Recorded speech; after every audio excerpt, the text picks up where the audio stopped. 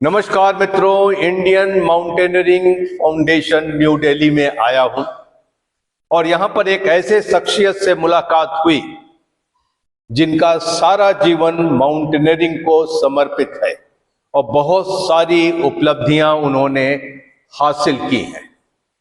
आजकल जिन green boots की बात हो रही है, उस एक्सपीडिशन में 1996 में आप डिप्टी लीडर थे। अपने कार्यकाल के दौरान 4 बार एवरेस्ट फतेह कर चुके हैं और तो और पद्मश्री हैं, तेंजिंग नोर्गे एडवेंचर अवार्ड से विजेता हैं और पंजाब सरकार ने उन्हें महाराजा रणजीत सिंह अवार्ड से भी नवाजा है। तो आइए उनका स्वागत करते हैं। Inspector general of police Harbhajan Singh, Indo Tibetan border police में इन्होंने सेवा दी। अपने आप को हिमवीर कहलाने में बड़ा गर्व का अनुभव करते हैं। आज हम जानेंगे कि ये ग्रीन बूट्स क्या है। तो सर, आप उस एक्सपीडिशन के बारे में बताएं। 1996 में इंडो टिबेटन बॉर्डर पुलिस ने माउंट एवरेस्ट पर एक एक्सपीडिशन लॉन्च किया था जिसमें आप डिप्टी लीडर थे। क्या हुआ था? हमने एक्चुअली 1995 में प्लान किया था एक्सपीडिशन। हमने एक्चुअली में K2 के लिए किया था एक्सपीडिशन। जी हाँ। लेकिन पाकिस्तान की तरफ से एडमिशन नहीं मिला, उसके लिए परमिशन नहीं मिला और फिर हमने चाइना की तरफ से एवरेस्ट चढ़ने के लिए अप्लाई किया और हमारे को परमिट मिल गया। 1996 में आप नॉर्थ फेस की तरफ से गए थे? Yes, north face. It was the first time successful expedition from Indian side. पहली बार नॉर्थ की तरफ से इंडिया का सक्सेसफुल एक्सपीडिशन हमारा था। ओके, तो क्या हुआ सर उसमें एक्चुअली मैं लीडर था उस एक्सपीडिशन का। बीच में पंजाब पुलिस में रिक्वायरमेंट भेजी डेपुटेशन के लिए। जी हाँ। तो मेरे को डेपुटेशन मेरा MHA ने, मिनिस्ट्री ऑफ होम अफेयर ने मंजूर कर लिया और मेरे को पंजाब पुलिस डेपुटेशन में जाना पड़ा। जी हाँ। क्योंकि टीम जो है सर एवरेस्ट की वो मैंने तैयार की थी। उसमें 2 प्री एवरेस्ट एक्सपीडिशन करवाए थे हमने। 4 पीक्स चढ़े थे हम। कौन कौन से? 3 लेह में थी। जी हाँ। और 1 गढ़वाल में थी। ओके। माना पीक। तो हम लोगों ने पूरी तैयारी थी हमारी और अच्छी टीम जो है ITBP, आपको जानते ही हो, माउंटेन्स में डिप्लॉयमेंट है। Basically we are the pioneer in the field of mountaineering. जो भी इंडिया में जितने बड़े एक्सपीडिशन हुआ है तो ITBP को उसके लिए महारत हासिल है। जी हाँ। कि उसका प्रॉब्लम क्या है कि हम लोग हमेशा पहाड़ों में रहते हैं। जी हाँ। तो उसमें उसको हमारी जो टेक्निक है उसको इम्प्रूव करने के लिए, like to improve the technique on mountaineering, we used to plan expedition, mountaineering expeditions. Okay. तो उसके लिए, क्योंकि उसमें हमारे को एक्सपोजर मिलता है फॉरेन टीम के साथ काम करने का, तो एक अच्छा रिजल्ट हम लोग हासिल करते हैं। तो ये जो टीम 1996 की एक्सपीडिशन थी, बेस कैंप कब पहुंची? बेस कैंप हम लोग मार्च 2nd वीक में पहुंच गए थे। ओके। कितनी बड़ी टीम थी? हम लोग 30 क्लाइंबर्स और 10 उसमें हाई अल्टीट्यूड शेरपास, 40 की टीम थी। 40 की टीम और हम लोग खुद अपना सारा सामान कैरी कर रहे थे। उसमें तकरीबन 100 क्विंटल से ज्यादा लोड, ओके, 4-5 गाड़ियां जो है बेस कैंप तक हम लोग लेके गए हैं। उसमें पूरा राशन है, इक्विपमेंट है, टेक्निकल इक्विपमेंट है, क्योंकि उस समय जो भी रास्ता है एवरेस्ट तक का, जी हाँ, वो हमारे को खुद फिक्स करना है। इसलिए हर चीज हमारे पास अवेलेबल थी, पूरे का पूरा इक्विपमेंट हमारे पास था। और हमने वहां से शुरू किया जब, तो हमारी टीम जो है बहुत बड़ी टीम थी और बाकी लोग जो है वहां पर 13-14 और टीम थी, तो उनको हमने लीड किया है। बेस कैंप के बाद क्या हुआ? 40 आदमियों की टीम थी, इतना राशन था और इतना इक्विपमेंट था। उसके बाद फिर क्या हुआ? फिर हमने सिस्टमेटिकली पहले हम बेस कैंप एस्टेब्लिश किया। जी हाँ। उसमें हमारे अपने टेंट थे और 3-4 दिन हमारे को एक्लेमेटाइजेशन में लगा।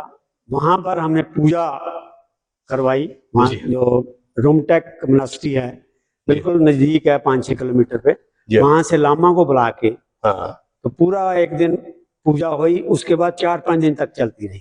जी हाँ। पूजा के बाद उन्होंने ग्रीन सिग्नल दिया कि ठीक है, एक्सपीडिशन ठीक चलता रहेगा। जी हाँ। थोड़ा सा अंशा जाहिर किया उन्होंने कि हो सकता है कोई छोटा मोटा बीच में एक्सीडेंट हो, ऐसा है, बोला था उन्होंने? बोला था। ओके। तो हम लोग ठीक है, कोई नहीं, हम लोग we will be very careful. उस हिसाब से हम लोग जैसे भी हमारे को वेदर विंडो मिलेगी तो हम लोग उस हिसाब से क्लाइम करेंगे। तो एक्सीडेंट बाकी you are facing the nature, जी। Challenging the nature and sometime it happens. जी हाँ। तो हमने शुरू किया और बहुत ही ज्यादा जोश था टीम में। जी हाँ। हम लोगों ने 2 स्टेज कैंप लगाए एडवांस बेस कैंप लगाने के लिए, जो कि 21,000 की हाइट पे था। जी हाँ। उसके बीच के जो 2 कैंप है उसमें हमारा मल्टीपर्पज था। हम मेंबरों से लोड फेरी कराते थे। उसका मकसद था कि एक तो इनको एक्लेमेटाइज हो जाएंगे, दूसरा इनकी ताकत बढ़ेगी। जी हाँ, दोनों। एक्लेमेटाइज होने के बाद इनको स्टेमिना भी बढ़ेगा, स्टेमिना भी बढ़ेगा और acclimatize हो जाएंगे। एक्लेमेटाइज कैंप्स का तो ये मतलब ही होता है। यही होता है। और जी हाँ। उसमें हम लोग work up and sleep down, जी हाँ। वो वाला फार्मूला लगाया हुआ था। यही कि हम होता है। कैंप 1 में हम लोग ने सामान छोड़ा और बेस कैंप में रहे। फिर कैंप 1 शिफ्ट किया और उसके बाद कैंप 2 में सामान लिफ्ट किया और छोड़ा, और उसके बाद कैंप 1 में आके सोते थे। रात को सोते थे। Wonderful sir. तो इस ढंग से करते करते हम लोगों ने 6 कैंप एस्टेब्लिश किए। Camp 6 camp 6 was the last, जहाँ से आपने फाइनल असॉल्ट करना था। बिल्कुल 27,300 फीट पे है। कितना? 27,300 फीट। अच्छा, 27,300 फीट। Okay sir.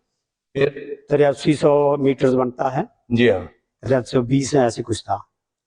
तो हम वहां से उसके लिए जो है काफी मेहनत करनी पड़ती है। और उसमें हम टेस्ट करते हैं कि किस टीम को सबसे पहले, किस टीम को हमने सबसे पहले भेजना है। जी हाँ। हम लोग उनकी परफॉर्मेंस देखते हैं।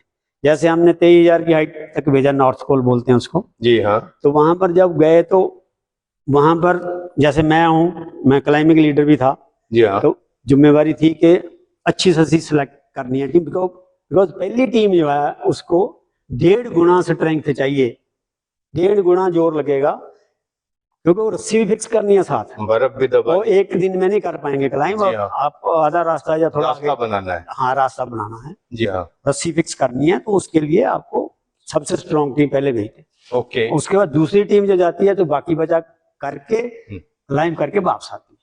तो वो वाली स्ट्रेटजी थी हमारी। तो अभी आप कैंप 6 में हैं। कैंप 6 चाइना में पड़ता है? हाँ जी, हाँ जी, है? बिल्कुल। वो मेरे ख्याल से कैंप 6 नेपाल और चाइना के लिए कॉमन ग्राउंड है। नो नो, हाँ। नेपाल इज साउथ कोल, इधर is North Col. The north face, south face. हाँ, साउथ कोल हाँ। लास्ट कैंप, इधर North Col is 4th camp, and above is the ridge, north ridge is the जी हाँ। summit camp. Okay. That is 27,300 feet. तो पहली बार हिंदुस्तान की कोई expedition Chinese side से माउंट एवरेस्ट पे जा रही थी। ये अपने आप में एक रिकॉर्ड है। No, पहली टाइम नहीं, मेरे ख्याल में पहले भी किसी ने ट्राई किया था, but they could not climb. Okay. हम लोगों ने पहली बार क्लाइंब किया। Right sir. हमारी टीम पहली थी इंडिया में, इंडिया से जो पहली बार एवरेस्ट चढ़ी। तो सर फिर क्या हुआ जब हम फाइनल असॉल्ट के लिए तैयार हो गई आपकी टीम? आप उस समय टीम लीडर थे या क्लाइंबिंग लीडर थे, तो उसके आगे क्या हुआ? उसमें मेरी टीम ने सबसे पहले, मेरा एक्सपीरियंस बहुत था इस फील्ड में जी हाँ। और टेक्निकल क्लाइंबिंग में भी, और जो सबसे तगड़े लोग थे, क्योंकि हमने खुद रस्सी फिक्स करनी थी। जी हाँ। अभी रॉक फेस पे, नॉर्थ की तरफ से रॉक फेस है, तो हमने सबसे बढ़िया टीम लेके हम 9 तारीख को जी हाँ। हम नीचे चले हैं। और 9 तारीख को हम वहां पर जो लास्ट कैंप में पहुंचे, तो वहां पर रात को जो है थोड़ा सा मौसम खराब हुआ। ओके। तो हम लोग तैयार हो गए थे 10-11 बजे रात को जी हाँ। कि हम अभी क्लाइंब करेंगे। तो मेरे साथ जो लद्दाखी है जो चले गए, मेरे साथ ही थे मेरे टेंट में, जिनको मतलब green boots and 2 others they died. Okay. तो उसमें जब सवेरे 5-4 बजे फिर निकले बाहर, तो बाहर फिर बहुत बड़ा तूफान था, जी हाँ। बाहर पड़ रही थी और मुंह बाहर निकाल नहीं पा रहे थे, हवा भी साथ साथ थी। फिर 5 बजे, फिर 6 बजे, 7 बजे मौसम थोड़ा सा खुला। रात के 11 बजे से लेकर सुबह 7 बजे तक आपने कई बार मौसम का मिजाज देखा, लेकिन मौसम ठीक नहीं हो रहा था। उसके बाद क्या हुआ सर? उसके बाद मैंने डिसीजन लिया कि हम लोग जो है आज लेट हो गए हैं, जी हाँ। तो हमको वापस जाना चाहिए। जी हाँ। तो नीचे मेरी बात हुई लीडर की, जिनको हमने लीडर बनाया हुआ साथ में, मिंदर सिंह जी हाँ। लीडर थे। तो उन्होंने बोला कि क्योंकि हमारी जो रस्सी फिक्स करनी है ऊपर तक, जी हाँ। हमने खुद करनी है, जी हाँ। तो यदि मौसम थोड़ा खुला है तो आप लोग यदि जा सकते हैं तो सेकंड स्टेप तक जाकर वहां पर जो सीढ़ी लगी हुई है, जी हाँ। वो मेरे को डाउट हो रहा है, क्योंकि हम लोग पहले थे वहां उस सीजन में चढ़ने वाले, तो टिल्ट ना करती हो या कोई कल को एक्सीडेंट ना हो जाए, वहां तक यदि आप चेक कर सकते हैं। उसने रिक्वेस्ट किया मेरे को, जी हाँ। जबकि मैंने मन बना लिया था कि आज मौसम ठीक है तो वापस चलते हैं। तो मैंने उनकी रिक्वेस्ट भी मानी। जी हाँ। मैंने कहा ठीक है, कोई बात नहीं, हम अभी मौसम थोड़ा ठीक हो रहा है तो हम लोग जो है वहां तक जाके आते हैं। जी हाँ। तो मैंने बाकियों को तैयार किया, पहले उनको मैंने बोल दिया था कि हम लोग वापस चलेंगे और बाद में दोबारा ट्राई करेंगे, लेकिन अभी उस समय सभी का योगदान चाहिए था रस्सी फिक्स करने के लिए टॉप तक। ओके। तो मैंने कहा ठीक है, जी हाँ। अपने फोर्स के लिए और इंडिया के लिए कोई बात नहीं, हम आधा रास्ता रस्सी फिक्स करके आ जाते हैं। ओके। उसके बाद जो मौका मिलेगा फिर चढ़ जाएंगे, जी हाँ। कोई दिक्कत नहीं। तो हम लोग चल पड़े वहां से। तो हम लोग तकरीबन 1:30 बजे जो है स्टेप 2 पे पहुंच गए। ओके। स्टेप 2 में और सीधे वो देख लिया हमने सीढ़ी। उसके बाद वो ठीक है, थोड़ा सा उसको हलाल होके देखा है। जी हाँ। तो मैंने वहां से मौसम खराब हो गया है काफी, बीच बीच में खराब हो रहा था, बीच में खुल रहा था, जी हाँ। बीच बीच में खराब हो रहा था, खुल रहा था, इसलिए फिर भी हम वहां तक पहुंच गए। तो हमारे 1:30 बजे, 1:45 बजे करीब वहां पहुंचे हैं। तो वहां से पहले थोड़ा सा पीछे हम लोग आए वहां से, तो चाय पिया मैंने वहां। जी हाँ। तो तीनों लद्दाखी जो हैं वो मेरे साथ थे। जी हाँ। समल्ला, दोरजे एंड पलजोर। ओके। तो चाय पिया तो मैंने उनको बोला कि हम लोग वापस चलते हैं। जी हाँ। तो उन्होंने बोला कि साबले, ऐसे बोलते हैं लद्दाखी लोग, साबले, हाँ। 20 मीटर हमारे पास रोप और है, जी यदि हाँ। आप परमिट करो तो हम थोड़ा सा और आगे लगा दें, कल वाली टीम को मदद हो जाएगी। ओके। मैंने बोला ऐसे है, मेरे को ऊपर जो है माउंट एवरेस्ट के ऊपर बादल दिखाई दिया, which is the sign of it is going to be worst okay. After few hours. मैंने कहीं किताब में पढ़ा होता है कि बादल कहीं एवरेस्ट पे दिखाई दे जाए तो उधर की तरफ मुंह भी नहीं करना है, वापस आना है। ओके। मतलब it is going to very worst and we should go back. तो I have made up my mind कि हमारे को जो है अभी वापस जाना है। ओके। मैंने उनको बता दिया कि ऐसे है, समझ ला आज मौसम जो है ठीक नहीं है और आज डे नहीं है एवरेज चढ़ने का, तो आप इसमें कोशिश मत करना, 20 मीटर लगा के वापस आ जाना। ओके। मैं उसको बड़ा clearly I have told him, यदि तूने ट्राई किया तो it will be suicidal. Okay. I have given him warning also. और नहीं साहब जी, आप हम तो भाग के आ जाएंगे। बहुत तगड़े थे वो तीनों, बहुत तगड़े थे, क्लास 1 माउंटेनियर ऑफ इंडिया। तो मैंने कहा ठीक है, ऐसे ट्राई मत करना। हुआ क्या कि मैं थोड़ा सा नीचे आया, बैठा था वहां पर, तो वहां से समल्ला जो है वापस आया मेरे पास। तो क्योंकि सेट मेरे पास था, जी हाँ। वॉकी टॉकी, तो बोले साहब सेट हमारे को दे, जो नीचे आ रहे हैं 200-300 मीटर पीछे थे लोग, दूसरी पार्टी, हम साथ थे उस दिन, उनके पास सेट है, आप वो यूज कर लेना, आप वापस जा रहे हैं। जी हाँ। लॉजिकली ही वाज राइट, मैं आगे जा रहा हूँ, मेरे को प्रॉब्लम है तो कोई बचाने वाला ही नहीं। तो मैंने कहा ठीक है, कोई नहीं, मैंने उसको सेट दे दिया अपना।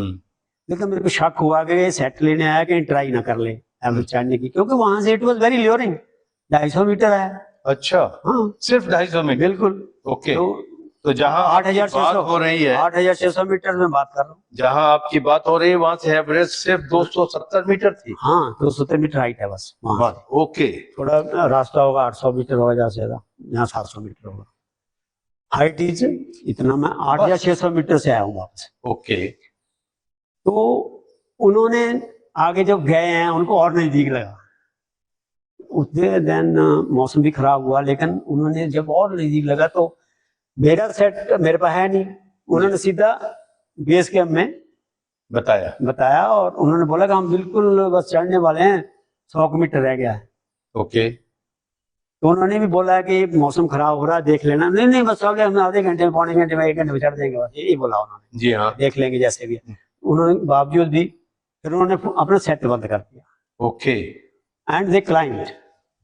ओके। वो ऊपर इतना जोर से बिलियर्ड, तूफान, स्टॉर्म जैसे ऊपर से उड़ा देगा बॉडी को। तो हम लोग बाय द टाइम, मैं जब नीचे ही था, नीचे वाले भी आ गए। तो अभी उन्होंने सेट बंद कर दिया और नीचे की टीम आपसे मिल गई। उस वक्त क्या आपको मन में आया कि क्या वो वाकई चढ़ गए हैं, क्या हुआ था? नहीं, अभी सिर्फ मैं 3 पहले- लोग थे। हाँ, वो 3 लोग तो दे आर गोइंग अप। जी हाँ। जो बता रहा हूँ, नीचे वाले आ गए।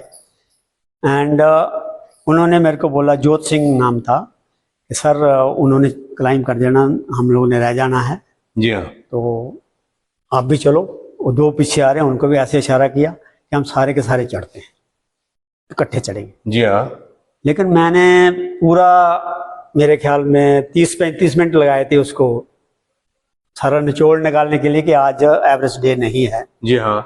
तो हम ट्रैप हो सकते हैं। और सारी चीज़ एकदम पूरा रील घूम गया था जी हाँ। कि हमारे पास इतनी ऑक्सीजन है, इतनी हमारे पास टॉर्च है, इतनी रस्सी है, सब चीज़ें कि यदि मौसम ठीक रहा, वी आर लकी, फिर तो रात को भी क्लाइंब हुआ एवरेस्ट, कोई दिक्कत नहीं है।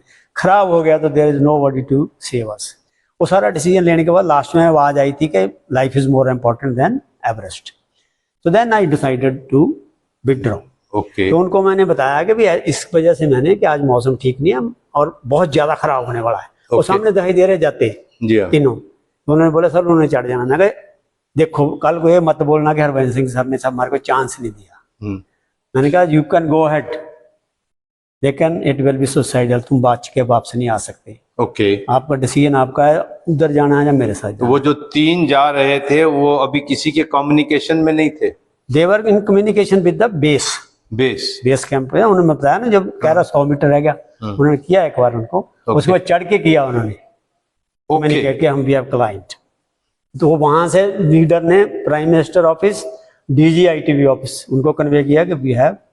तो यहाँ पर ऐसा होता है कि आधी टीम को आप कह रहे हैं नीचे जाना है, और वो 3 जो थे जो कि आगे चले गए थे, उन्होंने एवरेस्ट फतेह कर ली। हाँ, उन्होंने एवरेस्ट फतेह कर ली उसी जुनून में। बिल्कुल बिल्कुल। दे वर अंडर माउंटेन फीवर। क्या बात, इसको माउंटेन फीवर कहते हैं। मतलब उनको बस ये था कि झंडा गाड़ना है, इंडिया का नाम हम नंबर 1 मानना है, ये उनके बीच में जुनून था। हाँ, जुनून था, और वेरी कॉन्फिडेंट ऑल्सो। तो तीनों जो लद्दाखी थे, क्या नाम आपने? पलजोर, समल्ला, समल्ला और दुर्जय, दुबजे, ये तीनों चढ़ गए। चढ़ गए। ये बेस कैंप को पता चला, आपको नहीं पता चला? हाँ, फिर उसके बाद जब हम 6 कैंप में आ गए थे ना वापस, जी हाँ, वहां पर फिर दोबारा कम्युनिकेशन, तो फिर हमारे को पता चला। तो आप अपनी टीम को लेकर के लास्ट कैंप 6 में आ गए, जहां से शुरू किया था। हाँ, सही है। 300। अब ये क्या होता है इन तीनों का? ये तीनों चढ़ जाते हैं। जी हाँ। उसके बाद इनका कम्युनिकेशन होता है, तो इनको ये बताया जाता है कि आराम से आना है, और हमारे को कन्वे हुआ कि उनके लिए चाय पानी वगैरह बना के रखना है। जी हाँ। हमने कहा ठीक है, कोई दिक्कत नहीं है। मेरी बात हुई नीचे, तो हमने कहा ठीक है, हम तैयार हैं। हम लोग उनका वेट करते रहे रात को 1 बजे तक, जी हाँ। कि अभी आएंगे। लेकिन तूफान इतना तकड़ा था, जैसे आपने भूत प्रेतों की पिक्चर देखी होगी, छू छू की आवाज। तो मैं अकेला उससे ऐसे टेंट में पड़ा हूँ, तो मेरे को लग रहा था मैं टेंट के साथ ही ना उड़ा के ले जाए। ओके। तो मैं आई वॉज लोन, क्योंकि तीनों मेरे साथ रह रहे थे। तो बाकी जो तीनों अपने टेंट में घुस गए ऊपर, और मैं जोर से चला रहा हूँ, एक लोग मेरे पास आ जाओ, but they could not hear me. और अब बाहर निकल नहीं सकते। बहुत ज्यादा जो तूफान, जो उसकी हवा का स्पीड बहुत ज्यादा 100 किलोमीटर पर आवर होगा। ओके। तो वो जो था, उससे उनको सुनाई नहीं दिया। मैं चलाता रहा, लेकिन नहीं। उसके बाद जो रात को जो है, जब 1 बज गया, तो फिर मेरे को शक हुआ, और मेरे को एकदम शौक जैसा लगा कि यार वो बंदे चले गए हमारे, नहीं तो अभी तक तो उन्होंने आ जाना था। ओके। वो कोई नहीं बचा था ना, हम लोग जा सकते हैं, मौसम इतना खराब है, वो भी ट्रैप हो जाएंगे। तो मेरे ब्लैकआउट हुआ। ओके। मैंने कहा मैं अकेला ही हूँ, अनकॉन्शियस हो गया तो मैं भी चला जाऊंगा, ओके। क्योंकि वो हाइट ऐसी है, सांस लेना ही मुश्किल है। लेकिन मैंने हौसला किया, नो हरभजन सिंह ऐसे नहीं। मैं हल्ला किया, मैं कहा एक बंदा आओ, नहीं आया। फिर मैं dragged out and dragged from ice. उसका मैंने पानी थोड़ा सा बनाया। It took half hour to prepare 1 glass of water. ये पिया गैस चूल्हे में छोटे वाला। उसको मैंने फिर बर्फ डाला, 2 ग्लास बना के पिया। तो it was just like amrit. Okay. मेरे में जान आ गई, मेरे को कुछ नहीं हुआ है, मैं बिल्कुल ठीक हूँ। फिर मैंने हल्ला किया, आ जाओ तुम लोग, तुम्हारे को साले मारूंगा मैं सबको। तो कोई नहीं आया, लेकिन वो आवाज नहीं पहुंच पाई उन तक। जी हाँ। लेकिन वो बंदे आए नहीं उधर से, टेंशन थी। रात भर मैं थोड़ा जब चलाया मैं थोड़ा सा, जी हाँ। तो ब्लड सर्कुलेशन बढ़ा। जी हाँ। मैं कहा यार मैं ठीक हूँ, मैं ऐसे ऐसे किया, मैं ठीक। फिर मैं चलाता रहा थोड़ा सा, क्योंकि आपको कुछ ना कुछ एक्सरसाइज गई, ऐसे करता रहा, ठीक रहा। और सवेरे उठते ही मैंने आईसेक्स लेके उनको मारने के लिए गया। तुम लोग आए नहीं है, तुम्हारे साथ मैं, और मैं अकेला पड़ गया हूँ। एक आध तो मतलब ऐसा रहना चाहिए, तुम 3 घुसे गए। सर मेरे को आवाज नहीं सुनाई दी, मैंने फिर भी मार दी। दे पास द मैसेज नीचे के, हरभजन सर पागल हो। ओके। तो मैं कहा नहीं, मैं कुछ नहीं हुआ, मेरे को गुस्सा है इनका बड़ा। तो हम लोग थोड़ी देर में यहाँ से चलेंगे। चलिए, अभी वो 3 लोगों का क्या हुआ? वो लोग जो है सुबह तक एक की डेथ हो चुकी थी, जी हाँ। दूसरे की होने वाली थी, और एक जो ग्रीन बूट है, जी हाँ। ये बिल्कुल ठीक था। जी हाँ। सवेरे 6 बजे, सुबह 6 बजे तक। इसको जो मैं नहीं देख पा रहा था, हाँ। लास्ट कैंप वाला नहीं देख पा रहा था, 5 कैंप वाला देख पा रहा था। 5 कैंप 5 कैंप वाला देख पा रहा था। वो क्या अभी भी रेडियो पे बात कर रहा था? नहीं नहीं नहीं नहीं, बात नहीं कर रहा था, कुछ भी दिख रहा था कि वहां से उठ बैठ रहा है। जी हाँ। ऐसे करके बताया गया। वो मेरे पास मैसेज लेके आया, वे ऐसे कर। मैं कहा हाँ ठीक है, देखते हैं। तो तब तक जो है दूसरी टीम, जो आज जो है जापानीज की टीम, जी हाँ। वहां उन्होंने क्लाइम करना था, उनका प्लान था। जी हाँ। वो वहां पहुंच गई, ओके। जहां पर हमारा बंदा फंसा हुआ था। ओके। तो they met him and they saw him, they offer water also, but they could not recognise कौन है। जी हाँ। जबकि माउंटेन एथिक्स के हिसाब से, जब भी आपको कोई रास्ते में ऐसे दिखता है कि बहुत ज़्यादा इसको जो प्रॉब्लम है और ये जा भी सकता है, जी हाँ। तो उसकी मदद करनी होती है। माउंटेन एथिक्स ये बोलता है, जी हाँ। यदि if we can save his life. तो वो जो है उसको उन्होंने पानी पुनी दिया, लेकिन कुड नॉट रिकॉग्नाइज, एंड उसके बाद वो आगे निकल गए। उनका अपना मिशन था कि क्लाइम करना है हमने आज। जी हाँ। तो जब वो वापस आते हैं 3 बजे के करीब, ओके। तो तब वो मेरे ख्याल उसकी डेथ हो चुकी थी। तो अभी ऑल 3 पेरिस्ड, और तीनों आईटीबीपी के जवान जो आपके क्लाइंबिंग टीम में थे, वो तीनों ने माउंट एवरेस्ट फतेह जरूर की, लेकिन सकुशल वापस नहीं आ पाए। अब उसके बाद क्या हुआ? आप उतर आए? हमने तो उतरना ही था। हाँ। क्योंकि वहां पर यदि आप एक दिन और रह जाओ, या 2 दिन 27 या 3 तो ऑटोमेटिकली आप खत्म हो जाएंगे, ऑक्सीजन नहीं है वहाँ। और दूसरा आपकी बॉडी डिटोरिएट होती है। मेरे को I loss in 2 nights 6 kg weight. तो अभी यहाँ से आपने डिसेंट शुरू की? डिसेंट शुरू कर दी। कैंप 5? हाँ, कैंप 5 नहीं, मैं कैंप 5 नहीं, मैं कैंप 4 पे आ गया सीधा आके। ओके। जबकि बर्फ पड़ रही थी खूब, मतलब 4-4, 5-5 फुट बर्फ पड़ी है उस दिन भी। I had night halt at camp 4। Next day I came back to the advance base camp. उसके बाद आप एवरेस्ट पे फिर गए? उसी साल नहीं, और किसी एक्सपेडिशन? मैं 2006 में एज ए लीडर। तो वहां पर आपने ग्रीन बूट देखा? उस समय नहीं दिखाई दिया हमारे को। आपको नहीं दिखे? तीनों में से कोई नहीं दिखा? नहीं। सर, आईटीबीपी को 1996 के बाद अब 2026 में ग्रीन बूट्स की एकाएक सुध कैसे आई? क्या उससे पहले कोई कोशिश नहीं की गई? नहीं, उसके पहले ग्रीन बूट्स हमने नहीं भी देखा था, लेकिन बाकी लोग देखते थे और इंक्वायरी करते थे हमारे से कि वहाँ ग्रीन बूट्स हैं। और मेरे को जो है 2006 में बताता हूँ आपको, तो वहाँ पर कोई फॉरेनर क्लाइंबर थे, वो कहते ये इंडियन नहीं है, कोई फॉरेनर है। थोड़ा सा कन्फ्यूजन डाल दिया, but green boots are there. Okay. तो ग्रीन बूट का खूब उसमें हमारे को जिक्र आता रहता था। और जो ग्रीन बूट है पहले पलजोर की समझ रहे थे, पलजोर का जो ब्रदर है जी हाँ। He is I think settle in America, okay. बाहर किसी फॉरेन कंट्री में है। हम्म। तो वो आया था 2015 में मेरे से इंटरव्यू लेने। ओके। तो उन्होंने मेरे से पूछा था, मैंने वो पलजोर नहीं है दुर्जे है। पलजोर तो he had a fall. Okay. वहां से सेकंड स्टेप में जब हमारी दूसरी टीम जब गई थी 1996 में, उन्होंने देखा था तो पलजोर का सामान मिला था सेकंड स्टेप पे, उसका रुकसैक, उसका चश्मा, उसकी टोपी और एक कोई और चीज। ओके। तो उसकी फोटो वगैरह वो लेके शायद आए थे या उसको लेके आए थे कुछ सामान। तो वो उसकी बॉडी नहीं दिखती थी, और जो समल्ला है उसका जो सेकंड स्टेप से ऊपर जाते हैं 3 स्टेप से पहले एक ऐसे खुंदर जैसी, उससे उसकी बॉडी चली गई थी। ओके। वो उस समय दिखाई दी 96 में ओके। वहां पर। वो अभी फिर उससे 2006 में नहीं दिखाई दी। 2006 के बाद जो है ग्रीन बूट जो है ये तो इधर स्टेप 2 के थोड़ा पीछे नीचे स्टेप 1 के ऊपर था, लेकिन चाइनीज ने 2014 में या कब इन्होंने थोड़ा नीचे ला के जहां से भी मिल रही है इस खुंदर में अंदर केव जैसी है उसमें डाल दिया था स्टेप 1 के पास। ओके। तो वो ग्रीन बूट्स जो है अभी उसका डीएनए टेस्ट किसने कराया मेरे को I am not aware of that, लेकिन वो पता चला कि दुर्जे की बॉडी, जबकि मैंने बहुत पहले बता दिया था उनके पलजोर के ब्रदर को कि पलजोर की बॉडी, वो पलजोर की क्लेम कर रहा था। ओके। कोई फॉरेन का कोई राइट था ऑथर, उन्होंने कहीं निकाला था कि जब किताब लिखा था thin in the thin air something, उसमें उसने लिख दिया था, उनको दोनों को कन्फ्यूजन कर दिया था कि पलजोर की दुर्जे की, क्योंकि समल्ला की बॉडी पता था कि वहां पर गई है। जी हाँ। तो मैंने उस समय उनको बताया था कि नहीं ये दुर्जे की बॉडी है। अभी उन्होंने पता नहीं डीएनए टेस्ट किसने, आईटीबीपी ने कराया है या उनके ब्रदर ने कराया है, वो I am not aware of that. तो उसमें पता चला कि दुर्जे की है, वो तो मैं पहले ही कन्फर्म कर दिया था दुर्जे की बॉडी है। तो उसमें अभी जो आईटीबीपी ने जब काफी मुद्दा उछल गया था, तो आईटीबीपी ने अभी डिसीजन लिया कि हम बॉडी को निकाल के क्यों ना ले आए। तो अभी आईटीबीपी दुर्जे की बॉडी लाएगी दुर्जे की, और पलजोर की बॉडी तो फॉल में चली गई है नहीं, और दूसरा समल्ला समल्ला भी नहीं है, वो भी क्रवस में है। हाँ क्रवस। तो सिर्फ जो है ये ग्रीन बूट्स की बॉडी को लाने कितना वक्त लग जाएगा?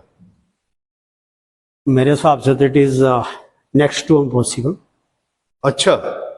लाना बहुत मुश्किल है, लेकिन उन्होंने जो टेंडर किया है यदि एक्सेप्ट करता है कोई, तो उसमें मैकेनिज्म कोई मैकेनिकल उनको ले जानी पड़ेगी मशीन, पत्थर को तोड़ के यदि ला सकते हैं, तो अदरवाइज काट के लाएंगे तो उसका मेरे ख्याल में कोई फायदा नहीं होगा। आजकल एक नई चीज हो गई है, एवरेस्ट पे गए लोग जो कि वापस नहीं आ पाए दुर्भाग्यवश, उन्हें एवरेस्ट की गोद में ही छोड़ दिया जाता था, क्योंकि एवरेस्ट उनका पहला प्यार था। लेकिन आज लोग उनकी बॉडीज को वापस लाते हैं, और इसी सिलसिले में इंडो टिबेटन बॉर्डर पुलिस ने भी एक पहल की है, टेंडर निकाला है कि कौन सी कंपनी इस ग्रीन बूट की बॉडी को नीचे लाएगा। तो एक नया एवरेस्ट के अंदर एक और नया एंटरप्राइज के तौर पर आया। पहले लोग मानवता के नाते ये काम करते थे, आज बिजनेस के नाते कर रहे हैं। खैर जो भी हो, लेकिन कम से कम 1996 में ये हादसा हुआ था, तो ठीक 42-43 सालों के बाद ग्रीन बूट्स को हिंदुस्तान की मिट्टी तो नसीब होगी। और आपको अनफॉर्चुनेटली, चूंकि आप लीडर थे और बाकी टीम को बचाना आपका कर्तव्य था, इसलिए आप नीचे आए। मैं तो इसको, मैं अपने आप को बहुत भाग्यशाली समझता हूँ कि मैं अपने आप को तो बचाया ही है उस दिन। वो परमात्मा की तरफ से था मैसेज, ऊपर नहीं जाना है।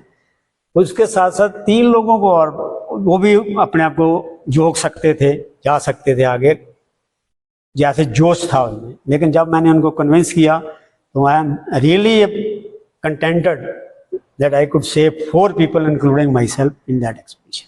Thank So you. I am alive and I am talking to you.